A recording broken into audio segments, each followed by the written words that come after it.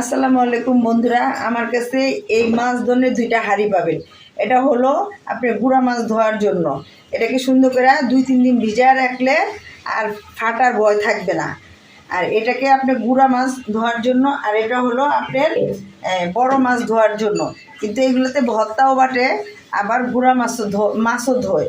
কিন্তু বড় মাছ ধুইতে আপনার এই যে অনেক সুন্দর, একেবারে সুন্দর করে ধোয়া যায়।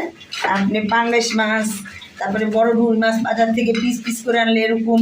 আর এই যে তেলাপিয়া মাছ আমি কাইটা কুটে নিয়ে আসছি, এখন সুন্দর করে ঘষা দেখেন, ঘষলে কত সুন্দর পরিষ্কার হয়ে যায়। এই দেখেন, এই একটা মাছ দেখেন আর এই একটা মাছ দেখেন, দুটো মাছের কালার দেখেন কত সুন্দর।